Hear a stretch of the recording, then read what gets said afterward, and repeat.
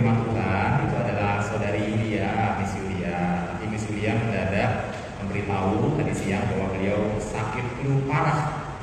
Nah, jadi saya harus menggantikan, ya. Jadi teman-teman semoga tidak bosan ya ketemu Pak Cahyo lagi, Pak Cahyo lagi. Ya.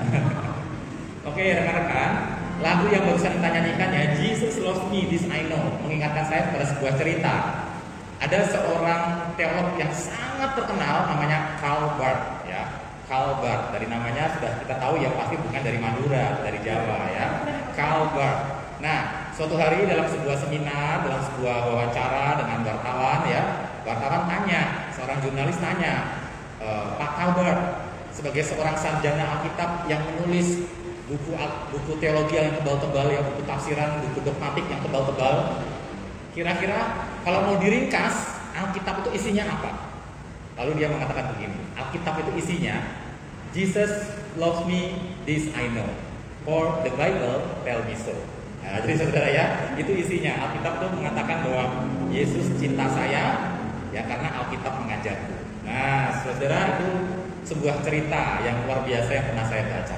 Nah, hari ini kita akan merenungkan firman Tuhan, ya tentu isinya tentang cinta Tuhan pada kita. Tapi dalam hal ini topiknya tentang tradisi versi Alkitab, ya bukan versus ya, bukan tradisi lawan Alkitab, tapi tradisi versi Alkitab. Jadi apa yang Alkitab katakan tentang tradisi? Mari kita berdoa. Bapak kami yang di surga, terima kasih karena kami diperkenan untuk belajar firman Tuhan pada hari ini. Mari Tuhan, Roh Kudus tolong berbicara kepada kami, menolong kami untuk bisa diperkaya di dalam kekayaan firman Tuhan. Demi nama Tuhan Yesus kami berdoa, haleluya, amin. Rekan-rekan, kalau mendengar kata tradisi disandingkan dengan Alkitab nih ya, ini tradisi. Terus kita dengar kata Alkitab, terus kita dengar kata Injil, terus kita dengar kata firman Tuhan. Kalau disuruh milih, kalian pilih A, B, C, D. Pilih mana? Tradisi, Injil, Alkitab, firman Tuhan. Kalau disuruh pilih, pilih mana? Kalau pilih tradisi kurang rohani ya kan? Rohani nih. Pilih Injil, nah, kan Alkitab isinya bukan cuma Injil. Kalau pilih Alkitab, nah, Alkitab ditafsirkan seperti apa dulu dong, gitu kan? Kalau pilih firman Tuhan kan ada yang manusia, ada yang tertulis. Jadi pilih mana dong? Pilih mana? Nah, kalau disuruh milih antara tradisi dan firman Tuhan, pasti pikiran kita pilih salah satu, ya kan? Dan biasanya kecenderungannya kalau udah dengar kata tradisi, pasti konotasinya apa? Sesuatu yang bersaing dengan firman Tuhan, betul ya? Sesuatu yang bersaing dengan firman Tuhan atau kita buat menjadi saingan. Misalnya, yang pendeta itu ajarkan itu cuma tradisi manusia, itu tradisi manusia. Ya, kita harus berpegang dong pada firman Tuhan. Betul nggak? Sering dengar nggak kata-kata begitu? Ya kan? Kita harus pegang dong pada firman Tuhan. Yang dia omong itu cuma tradisi manusia, itu tradisi gereja, itu tradisi denominasi. Ayo kita kembali ke firman Tuhan, gitu kan? Nah, seolah-olah tradisi dan firman Tuhan itu bertentangan. Jadi yang saya omongin sekarang tentang tradisi, adat istiadat, bukan di dalam konteks tradisi adat istiadat kebudayaan suku-suku bangsa ya. Bukan saudara ya. Jadi saya sudah tidak membahas tentang kebudayaan Batak, tradisi Jawa, tradisi Manado, Toraja, bagaimana kalau orang mati itu paling mahal di dunia orang Toraja katanya ya.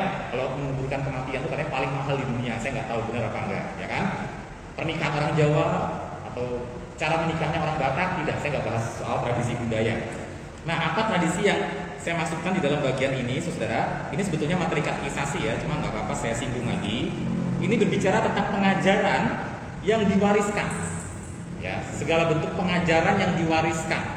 Itu yang saya maksud dengan tradisi. Nah, sekarang saya mau ajak kita membuka beberapa ayat nanti ya.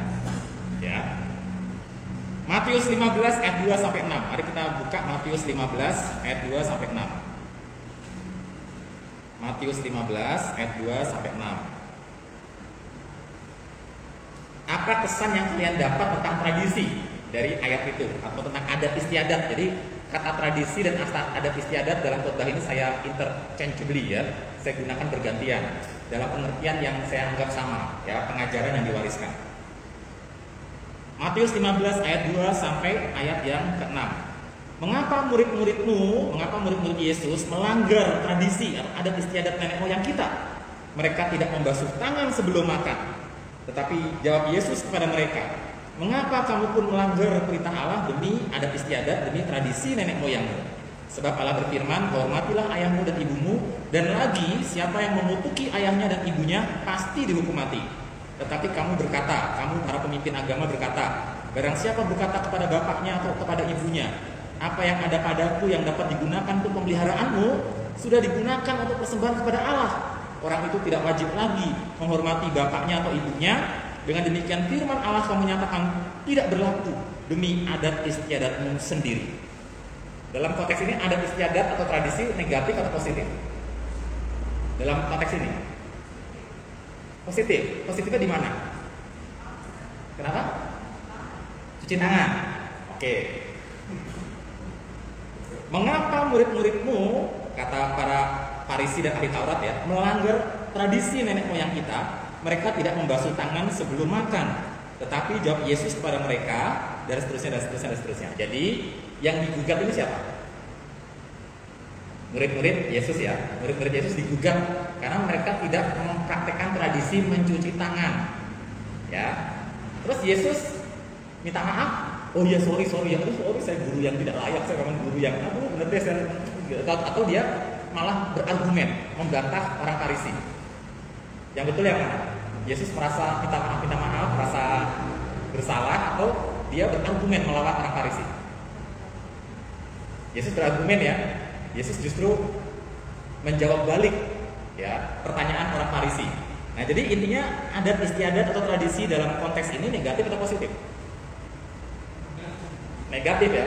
Negatif dalam pengertian negatif di sini ya. Sesuatu yang jauh dari yang Yesus kehendaki. Ya. Karena Yesus jelaskan kemudian lebih lanjut begini. Yang menjadi masalah adalah cuci tangan di sini bukan cuci tangan dalam rangka menjaga kebersihan karena pandemi seperti zaman kita sekarang. Kalau itu memang baik, wajib, harus ya protokol kesehatan. Tapi cuci tangan di sini dalam pengertian ritual ya, ada ritual cuci tangan begitu. Kenapa murid-muridmu melanggar ritual cuci tangan itu yang adalah perintah Allah menurut orang Farisi ya? Tetapi dan langsung makan dan minum gitu. Itu yang mereka pertanyakan. Tapi Yesus membantah mereka dan Yesus mengkritik balik mereka. Ya, mengapa kamu sendiri melanggar perintah Allah demi adat istiadat nenek moyangmu? Nah, Yesus menyerang balik. Ya, Yesus menyerang balik orang Farisi. Kenapa? Karena orang Farisi ngajarin begini. Kalau orang tuamu membutuhkan sesuatu untuk memelihara mereka gitu ya, anak wajib memelihara orang tua. Nah, kemudian ya, dikatakan di sini kamu lepas dari kewajibanmu untuk memelihara orang tua dengan mengatakan ya apa yang aku pakai untuk memelihara kamu sudah aku pakai untuk persembahan ke bait Allah. Nah, Yesus mengkritik keras itu, ya kan? Yesus mengkritik keras seperti itu, praktek-praktek seperti itu. Jadi apa yang dapat dipakai untuk memelihara orang tua ya, dengan alasan untuk persembahan ke bait Allah, akhirnya orang tua diabaikan. Dan Yesus sangat mengkritik dengan mengatakan kamu melanggar perintah Allah demi adat istiadat, demi tradisimu. Jadi Yesus tidak menjawab tuntutan orang Farisi tentang para murid soal cuci tangan tadi ya, tapi dia lebih langsung menembak kasus yang lain. Nah, saudara, jadi orang Yahudi ternyata punya 10 perintah Allah, betul ya? Nah, tapi dari 10 perintah Allah ini mereka mencoba untuk mendaftarkan lagi sampai 613 peraturan. Sampai 613 peraturan sangat detil. Bahkan saya pernah membaca sampai masalah menggeser tempat duduk saja di hari Sabat itu bisa ada hitungannya. Ya, untuk melangkah berapa langkah di hari Sabat aja ada hitungannya. Nah, saudara, jadi mereka benar-benar membuat hukum yang 10 perintah ini menjadi 613. Ada hukum yang sifatnya positif, ada hukum yang bersifat negatif, bersifat larangan-larangan begitu ya. Nah, dan belum lagi ada aturan-aturan yang dikembangkan lagi. Jadi sangat banyak sekali peraturannya. Kalau kita membandingkan dengan zaman sekarang kita juga punya bandingan kan ya. Ada agama-agama sekitar kita yang juga punya peraturan sangat detail. Harus makan pakai tangan sebelah mana, harus masukkan lengan ke baju itu sebelah mana, nggak boleh sembarangan. Harus melangkah masuk ke ruangan itu harus kaki sebelah mana. Aturannya sangat detail sekali. Ada doa-doanya, untuk makan ada doanya, masuk ruangan ada doanya, semua ada doanya. Nah, orang-orang Yahudi mengembangkan kehidupan yang semacam itu, terutama orang Farisi dan ahli Taurat. Nah, Yesus mengkritik praktek adat istiadat yang dikembangkan oleh orang Farisi dan ahli Taurat itu. Jadi kata tradisi di sini pengertiannya cenderung negatif, ya. Pengertiannya cenderung negatif. Nah, sekarang kita coba lihat lagi. Markus 7 ayat 13. Markus 7 ayat 13. Markus 7 ayat 13.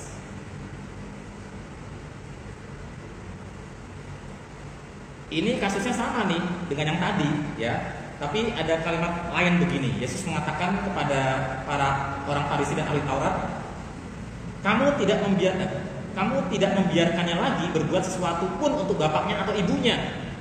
Dengan demikian firman Allah kamu nyatakan tidak berlaku demi adat istiadat yang kamu ikuti itu, dan banyak hal lain seperti itu yang kamu lakukan. Yesus mengkritik keras para pemimpin agama di zamannya karena mengajarkan adat istiadat atau tradisi agama, mementingkan rumah ibadat tapi mengabaikan orang tua, mementingkan persembahan kepada rumah ibadat tetapi mengabaikan orang tua. Oh, Yesus kritik keras banget di situ, ya. Galatia 1 ayat 14. Mari kita buka Galatia 1 ayat 14. Galatia 1 ayat 14.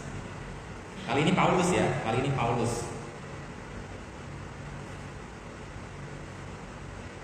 Dan di dalam agama Yahudi, aku jauh lebih maju dari banyak teman yang sebaya dengan aku di antara bangsaku, sebagai orang yang sangat rajin memelihara adat istiadat nenek moyangku. Dalam konteks ini Paulus sedang menceritakan masa lalunya sebelum mengenal Yesus. Sebelum mengenal Yesus, Paulus bukan penjahat. Beda sama kita, ya. Kalau kita kan bertobat, dulunya jahat jadi baik, dulunya pemalas jadi rajin. Kita kan bertobatnya begitu, ya. Kalau dulu Paulus itu bertobatnya, dulunya itu orang yang sangat taat beragama, agama Yahudi maksudnya, ya, tetapi menganiaya gereja. Dia mempraktekkan adat istiadat nenek moyangnya sangat ketat, ahli Taurat yang sangat ketat, belajar ilmu Taurat, firman Allah perjanjian lama dari guru besar Gamaliel, dari seorang guru besar, bukan macam-macam, loh. Jadi Paulus itu menceritakan masa lalunya yang sangat taat adat istiadat nenek moyangnya, ya, orang Yahudi. Taurat dia sangat taat, tapi konteksnya di sini negatif. Jadi tradisi adat istiadat di sini konteksnya negatif karena Paulus menceritakan masa lalunya yang sebelum kenal Yesus, ya. Jadi kita sudah ketemu tiga bagian Alkitab, ya, yang menunjukkan bahwa tradisi tapi dalam pengertian negatif, ya. Tradisi yang dipraktekkan oleh orang Farisi dan ahli Taurat yang dikritik oleh Yesus tadi dalam Matius dan Markus, dan yang kedua Paulus menceritakan juga masa lalunya sebelum kenal Yesus, sangat taat dengan adat istiadat dan tradisi orang Yahudi. Kolose 2 ayat 8. Kolose 2 ayat 8. Ini bagian terakhir, ya, untuk yang tradisi dalam pengertian negatif, ya. Hati-hatilah supaya jangan ada yang menawan kamu dengan filsafatnya yang kosong dan palsu menurut ajaran turun-temurun, menurut tradisi dan roh-roh dunia, tetapi tidak menurut Kristus. Ya, ini juga tradisi, ajaran turun-temurun di dalam pengertian yang negatif. Ya, nah, saudara, jadi kita bertemu dengan kata tradisi dalam pengertian negatif di Alkitab. Ya. Kata Yunani yang digunakan adalah paradosis, ya, paradosis. Jadi teman-teman ingat-ingat, Pak Cahyo pernah khotbahkan ini. Ada tradisi di Alkitab yang dicatat, isinya hukum-hukum agama, isinya peraturan-peraturan agama, peraturan-peraturan ibadah, peraturan-peraturan persembahan, tetapi nilainya negatif, ya, tidak sesuai dengan hati Tuhan, tidak sesuai dengan semangat Kristus. Bahkan Paulus menceritakan itu sebagai bagian dari masa lalunya sebelum kenal Yesus. Ya, jangan nanti kalau ada pembicara luar khotbah soal ini lagi terus kalian, wih, luar biasa, ya. Padahal pendeta di dalam sudah pernah ngotbahin. Ya, kadang-kadang kita prihatin, loh. Ya, berarti dulu kita ngotbahin jadi dengerin, ya. Kok isi khotbahnya sama, materinya sama, tapi kok sama pembicara yang ini nangkep, yang dulu kita tak didengerin berarti, ya. Nah, itu saudara, atau mungkin bisa juga karena saya penyampaiannya kurang baik, ya. Nah, teman-teman, paradosis dalam pengertian negatif, ya. Nah, dalam konteks Paulus, tradisi dalam pengertian negatif ini merujuk kepada pendekatan-pendekatan atau cara-cara hidup yang bersifat moralistik dan membenarkan diri di hadapan Allah. Yang bersifat membenarkan diri di hadapan Allah. Mentang-mentang sudah melakukan 613 peraturan, orang Yahudi merasa dirinya benar di hadapan Allah karena sudah melakukan hukum Taurat. yang berasal dari Allah menurut mereka, ya. Padahal itu pengembangan juga, dan akhirnya mereka merasa dekat dengan Allah.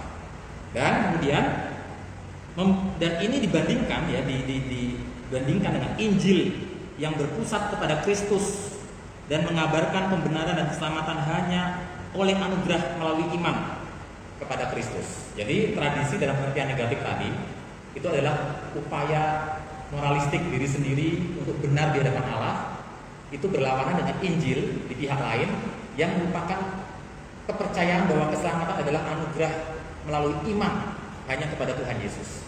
Jadi itu lawannya Injil. Tradisi dalam pengertian negatif ini lawannya Injil. Nah, saudara, tapi masih dengan kata yang sama, kata paradosis. Ternyata tradisi atau paradosis itu juga punya pengertian positif. Nah, pengertian positif ini yang kita perlu pelajari juga. Hanya ada 3 ayat yang mau saya ajak untuk kita baca ya. 1 Korintus 11 ayat 2. 1 Korintus 11 ayat 2. Sekarang tradisi dalam pengertian positif. 1 Korintus 11 ayat 2. 1 Korintus 11 ayat 2. Ini tradisi dalam pengertian positif. Kata yang digunakan sama, paradosis. Kata Yunaninya sama, ya, paradosis. Jadi membaca Alkitab itu satu kata yang sama, kita perlu lihat konteksnya. Dari konteksnya kita tahu, oh ini pengertiannya negatif, ini pengertiannya positif, padahal katanya sama, ya, sama-sama paradosis. 1 Korintus 11 ayat 2. Paulus mengatakan, aku harus memuji kamu, jemaat Korintus, sebab dalam segala sesuatu kamu tetap mengingat akan aku dan teguh berpegang pada ajaran paradosis yang kuteruskan kepadamu. Berpegang pada tradisi yang kuajarkan kepadamu. Berpegang pada adat istiadat yang kuajarkan kepadamu. Nah, tapi ini dalam pengertian positif, karena Paulus memuji jemaat Korintus yang terus berpegang pada tradisi yang Paulus ajarkan. 2 Tesalonika 2 ayat 14-15. 2 Tesalonika 2 ayat 14 sampai 15 ya. 2 Tesalonika 2. Bisa. 2 Tesalonika 2 ayat 14 sampai 15. Untuk itulah Allah telah memanggil kamu oleh Injil yang kami beritakan, sehingga kamu beroleh kemuliaan Yesus Kristus Tuhan kita. Sebab itu berdirilah teguh dan berpeganglah pada ajaran-ajaran, pada paradosis, pada tradisi-tradisi yang kamu terima dari kami, baik secara lisan maupun secara tertulis. Di ayat ini, tradisi dimengerti sebagai Injil. Ya, ayat 14 ya. Untuk itulah ia telah memanggil kamu oleh Injil yang kami beritakan. Nah, dan Paulus berbahagia karena jemaat Tesalonika memelihara ajaran Injil itu, paradosis itu. Saudara, jadi paradosis atau tradisi pengertiannya positif di sini ya, bahkan disamakan dengan Injil itu sendiri. Sekarang kita lihat pasal 3 ayat 6. Pasal 3 ayat 6. Pasal 3 ayat 6, tetapi kami berpesan padamu saudara-saudara dalam nama Tuhan Yesus Kristus supaya kamu menjauhkan diri dari setiap saudara yang tidak melakukan pekerjaannya dan yang tidak menurut ajaran yang telah kamu terima dari kami. Jauhkan dirimu dari orang-orang yang tidak menurut Injil atau tradisi atau paradosis yang telah kamu terima dari kami.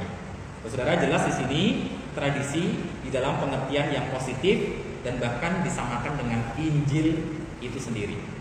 Nah, saudara, jadi sekarang kita bisa mengerti di Alkitab ketika mendengar kata tradisi atau adat istiadat ada 2 pengertian. Sama-sama menggunakan kata paradosis, yang satu positif, yang satu negatif. Yang negatif itu marilah kita tanggalkan, karena seperti Paulus bilang itu hidup lama. Jangan mengandalkan diri kita bisa benar di hadapan Allah dengan kekuatan aturan-aturan agama. Jangan pikir dengan rajin ke gereja, berdoa saat teduh, memberikan persembahan secara rutin, jangan pikir itu membuat kita benar di hadapan Allah. Tidak sama sekali. Ya. Jadi mari kita kembali kepada Injil yang sejati. Paradosis atau adat istiadat yang positif tadi, yang membuat jemaat Tesalonika dipuji, yang membuat jemaat Korintus dipuji oleh Paulus, yaitu bahwa keselamatan adalah karena anugerah Allah melalui iman kepada karya pengorbanan Tuhan Yesus dan tidak ada yang lain. Ketika Injil diberitakan, ajaran ini kan diteruskan turun-temurun. Firman Tuhan itu kemudian, kebenaran firman Tuhan itu diturunkan oleh para rasul, kemudian kan diringkas menjadi tradisi dalam bentuk pengakuan iman rasuli misalnya. Pengakuan iman rasuli kan bukan firman Allah, Ya, pengakuan iman rasuli adalah ringkasan dari ajaran para rasul, ringkasan dari firman Allah. Tapi bukan firman Allah itu sendiri. Firman Allahnya, Injilnya, itu tradisi yang positif yang saya jelaskan tadi. Tapi kemudian tradisi itu kan kemudian dirumuskan lagi dengan bahasa yang lebih sederhana. Misalnya dalam bentuk pengakuan iman rasuli, cuma 12 poin. Aku percaya kepada Allah Bapa, aku percaya kepada Yesus Kristus, aku percaya kepada Roh Kudus. Tiap minggu kita mengucapkan pengakuan iman rasuli, itu tradisi juga. Tapi tradisi yang berangkat dari Injil, gitu ya, berangkat dari Injil. Dan kemudian tradisi yang positif ini dikembangkan lagi. 12 pengakuan iman rasuli ini belum menjawab kebutuhan, karena ada tantangan bidat-bidat. Dibuat pengakuan iman Athanasius, pengakuan iman Nisia Konstantinopel, di mana pengakuan iman itu dibuat lebih detail lagi untuk menegaskan tentang kesehakikatan Yesus dengan Allah Bapa misalnya. Ya, kalau pengakuan iman rasuli cuma 12 poin, kalau pengakuan iman Nisea itu lebih panjang lagi, pengakuan iman Athanasius lebih panjang lagi. Nah, di gereja-gereja tertentu, kayak di GKI yang di Jawa misalnya, pengakuan iman Athanasius, pengakuan iman Nisea di hari-hari tertentu dibacakan. Ya, tapi di gereja Kelak Kudus itu tidak familiar. Padahal sebetulnya pengakuan iman itu yang universal ada 3. Cuma kita kenal cuma 1 ya, karena tiap minggu yang dibacakan cuma 1. Sebetulnya ada 3. Pengakuan iman rasuli, pengakuan iman Nisea Konstantinopel, dan pengakuan iman Athanasius. Ya, nanti dikembangkan lagi menjadi ajaran-ajaran dalam bentuk katekisasi, katekismus. Ada katekismus Heidelberg, ada katekismus Westminster, ajaran tanya jawab sampai ratusan. Isinya adalah tentang iman Kristen yang dibikin lebih detail lagi supaya setiap generasi bisa diajarkan dalam bentuk tanya jawab. Itu namanya katekismus, ya, bahan-bahan katekisasi. Itu juga tradisi, ya. Jadi ada tradisi-tradisi yang diajarkan dari abad ke abad yang beranjak dari Injil. Nah, tetapi ini contoh katekismus, ya. Katekismus itu kan juga hasil pergumulan orang untuk memahami Injil kan. Itu pun bisa direvisi, bisa diperbaiki, ya, bisa ditambahkan, bisa dikurangi. Nah, karena apa? Karena itu bukan firman Allah. Ya, tetap tradisi yang utama adalah Injil itu sendiri, firman Allah itu sendiri. Nah, jadi saudara, kita perlu memahami di sini bahwa ungkapan tradisi adalah ungkapan untuk menunjuk pada ajaran yang diwariskan. Ajaran yang diwariskan. Yang pertama-tama adalah Injil itu sendiri, kemudian dirumuskan dalam pengakuan iman rasuli atau pengakuan-pengakuan iman yang lain, kemudian dijabarkan lagi dalam bahan-bahan katekisasi, ya kan? Dijabarkan lagi dalam bentuk konfesi-konfesi gereja. Nah, itu penjabarannya banyak, saudara ya. Nah, setiap gereja mengidentifikasi dirinya, kami ini identitasnya gereja apa, aliran apa, tergantung pengakuannya terhadap bahan-bahan konfesi-konfesi tertentu. Ya, orang Protestan konfesinya beda dengan orang Katolik. Ya, sama-sama percaya Injil, sama-sama percaya Allah Tritunggal, tapi karena tradisi yang diturunkan berbeda, pemahamannya, tafsirannya kan Injil berbeda, menghasilkan 2 aliran yang berbeda. Ya kan? Nanti orang Advent punya konfesinya sendiri, orang HKBP punya konfesinya sendiri, karena mereka dari aliran Lutheran punya konfesinya sendiri. Masing-masing punya konfesinya sendiri. Itu membentuk identitas gereja. Sama-sama Alkitabnya satu, sama-sama percaya Injil yang satu, Injil yang sama. Tapi penafsirannya untuk bagian-bagian lain bisa berbeda-beda. Ya, bisa berbeda-beda. Tetapi saudara, yang perlu kita pegang sebetulnya adalah tradisi, yaitu Injil itu sendiri. Ya, itu yang perlu kita pegang.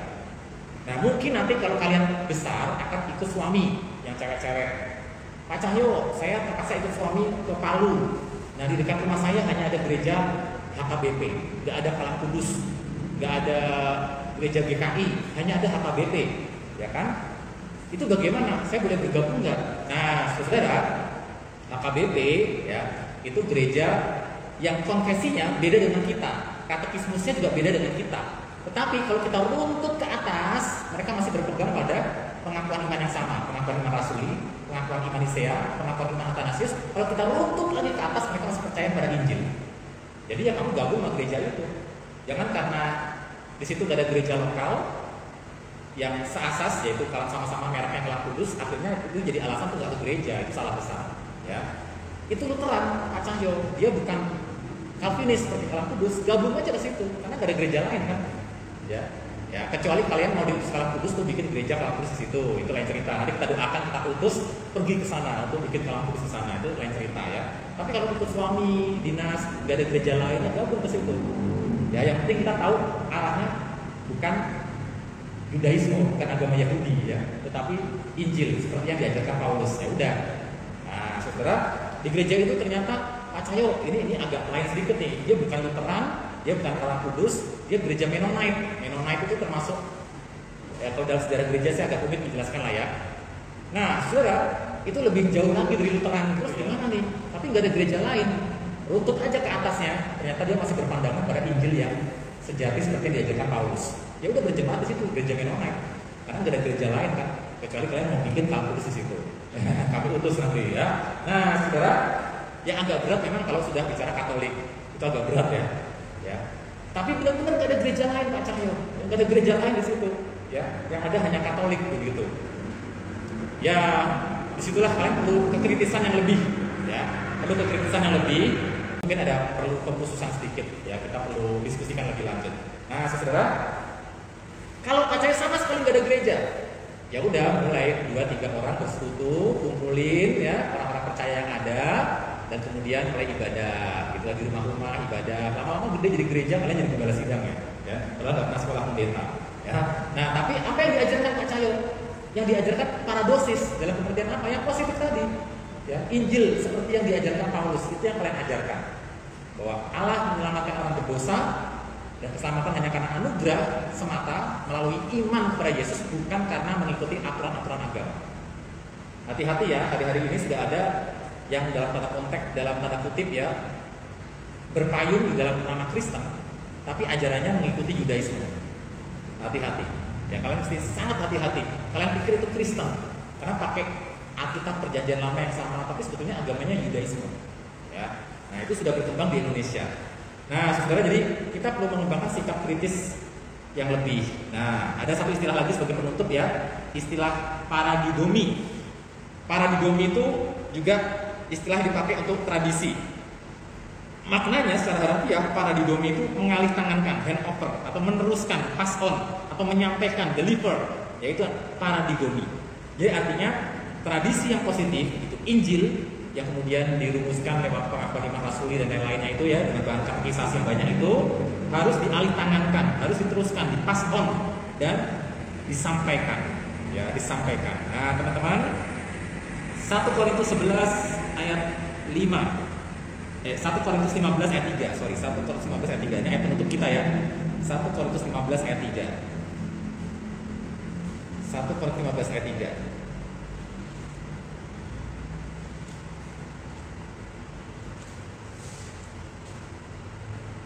Nih, ini harus jadi ayat hafalan kita ya. Sebenarnya sampai ayat 4 sih ya. Sebab yang sangat penting telah kusampaikan kepadamu, paradidomi, ya, telah kusampaikan, kuteruskan, kualih tangankan, yaitu apa yang telah kuterima sendiri, ialah bahwa Kristus telah mati karena dosa-dosa kita sesuai dengan kitab suci. Yesus mati. Bahwa ia telah dikuburkan dan bahwa ia telah dibangkitkan pada hari yang ketiga sesuai dengan kitab suci. Ia bangkit. Saudara, ini yang disebut dengan Injil. Injil itu adalah Yesus Kristus mati dan bangkit untuk keselamatan kita. Ini dikatakan oleh Paulus sebab yang sangat penting. Bayangkan ya, Alkitab ada 66 kitab. Terus kalau kamu tanya, apa sih yang sangat penting? Kamu tunjuk ayat ini. 1 Korintus 15 ayat yang ke 1 Korintus 15 ayat yang ketiga dan keempat lagi. Ya, sebab yang sangat penting telah kusampaikan kepadamu. Yang sangat penting itu artinya bukan yang agak penting, bukan yang cukup penting, bukan yang ya kira-kira penting lah ya, bukan yang kurang penting, tapi sangat penting. Jadi kalau saya jadi kalian, saya akan stabiloin Alkitabnya. Ya, stabiloin Alkitabnya, ditandai, dilingkarin, dikasih peluru awal, tapi jangan stabilo hitam, akhirnya nggak kelihatan sama sekali ya. Kecuali kalian menghafal, oke, saya mau ngapalin luar kepala, saya hitemin. Wah, betul dihitemin. Wah, kalau orang tanya, kenapa ayat ini hilang? Kenapa ayat ini hitam? 2 ayat ini kenapa hitam? Karena saya hafal luar kepala. Kenapa hafal? Karena yang sangat penting. Yang sangat penting apa itu? Kalian jelaskan. Yuk, saya kasih tahu yang sangat penting. Kalian teruskan ke orang. Nah, teman-teman, jadi ini bisa jadi patokan buat kita. Yang sangat penting itu paradidomi itu Injil. Ya. Nah, teman-teman, inilah tradisi yang mau kita teruskan sampai anak cucu kita kalau kalian menikah nanti. Ya, ini yang mau diteruskan, ya kan? Jadi marilah kita menjaga tradisi kita, Di tengah-tengah gempuran tantangan banyak sekali gereja-gereja sudah mulai menyeleweng ya dari tradisi yang diteruskan oleh para rasul. Yang ringkasannya sebetulnya itu pengakuan iman rasuli. Makanya kalau kalian lihat ya di YouTube heboh sekali, viral sekali perdebatan tentang Allah Tritunggal. Ya kan? Mulai muncul tokoh-tokoh apologetik pembela iman Kristen yang tidak lagi percaya doktrin Tritunggal. Dan mati-matian banyak orang percaya, banyak pendeta-pendeta yang mencoba setia, mati-matian berusaha untuk mengcounter balik, ya, mengcounter balik. Nah, saudara, jadi di YouTube itu gejalanya sudah muncul. Dengan media sosial ini, semua pengajaran itu gamblang, ya, dipertontonkan. Dan kita tinggal kayak pasar aja, tinggal memilih aja. Nah, kalau kita nggak bertumbuh kuat di dalam firman Tuhan, apa yang diteruskan oleh para rasul, doktrin Tritunggal itu lewat sudah, ya. Gak penting, itu memecah belah gereja, bilang begitu. Nah, saudara, karena itu hati-hati. Setia pada paradosis seperti yang telah diajarkan oleh para rasul, oleh Tuhan Yesus sendiri, yaitu Injil yang terangkum dalam pengakuan-pengakuan iman, Rasuli, Nisea, Athanasius, dan juga katekismus dan konfesi-konfesi yang sangat baik yang telah dibuat oleh para pendahulu kita. Hati-hati kalau ada pendeta bilang begini, aku mengajarkan firman Tuhan yang paling murni, hanya dari Alkitab, tidak mengutip tokoh-tokoh perjanjian, tokoh-tokoh masa lalu, tidak. Itu pendeta yang paling sombong di dunia. Emang dia pikir yang punya Roh Kudus dia. Tokoh-tokoh dulu juga punya Roh Kudus. Ya, jadi itu orang paling sombong di dunia. Gak ada tuh orang yang bisa mengklaim mengkhotbahkan firman Tuhan yang paling murni, gak ada. Ya, semua orang belajar dari pendahulunya, minimal dari papa mamahnya waktu sekolah minggu. Ya, jadi omong kosong ya. Nah, saudara, mari kita bersyukur untuk Injil dan kita berdoa. Bapa kami di surga, terima kasih karena hari ini kami diingatkan kembali akan tradisi atau paradosis atau Injil yang telah diwariskan oleh para rasul turun-temurun melalui orang-orang percaya, bapak-bapak gereja, hamba-hamba Tuhan, konfesi-konfesi, pertemuan-pertemuan, sidang-sidang sinode yang sangat rumit, berusaha berjuang memikirkan keberlangsungan kehidupan gereja dalam pimpinan Roh Kudus, melawan bidat-bidat, melawan orang-orang yang berusaha menyelewengkan ajaran. Yang hari ini di masa media sosial ini makin terpampang jelas di depan kami dan menjadi tawaran-tawaran alternatif yang menggoda kami. Tuhan tolong agar kami tetap setia pada Injil ini dan tetap berjalan kepada apa yang telah diwariskan oleh para rasul. Terima kasih Bapak, anak-anak muda ini pada waktunya akan pergi meninggalkan kami karena kuliah, karena menikah, karena pekerjaan. Tolong mereka bisa bijaksana memilih gereja yang baik. Bahkan kalau Tuhan berkenan bisa dipakai untuk merintis gereja-gereja baru, untuk mereka bisa membawa jiwa kepada Tuhan dan mengembangkan kerajaan Allah di muka bumi ini. Kami serahkan untuk saudara kami Apiano dalam keputusan yang sulit yang harus dia putuskan untuk masalah pekerjaan, keluarga. Kami berdoa supaya Tuhan yang memberikan dia hikmat, karena pimpinan Allah itu yang paling penting. Kemana dia harus melangkah, Allah tidak pernah salah menuntun. Ajar dia memiliki hikmat itu dan ajar dia untuk bisa percaya kepada tuntunan Tuhan Allah yang memelihara dia. Kami berdoa ya Bapak juga untuk kami semua yang mungkin masih belum punya pasangan hidup, Tuhan pertemukan dengan orang yang tepat. Kami yang sudah berpacaran diberikan hikmat untuk bisa menyiapkan diri untuk pernikahan yang kudus, menjaga kekudusan dalam relasi, dan kami bertumbuh terus bersama pasangan di dalam Tuhan. Kami yang dalam pekerjaan, Tuhan berkati dalam pekerjaan menjelang liburan sekolah, kami para guru dan siswa mungkin yang masih sekolah diberikan hikmat memakai waktu dengan bijaksana. Yang kuliah dan tugas-tugasnya yang sibuk, Tuhan tolong bisa menyelesaikan tugas-tugas yang bertanggung jawab, menjadi berkat buat dosen, buat rekan-rekan mahasiswa, dan banyak orang-orang yang bahkan belum kenal Tuhan. Berkati kondisi bangsa kami supaya cepat pulih, nama Tuhan dipermuliakan, demi nama Tuhan Yesus kami berdoa. Haleluya. Amin.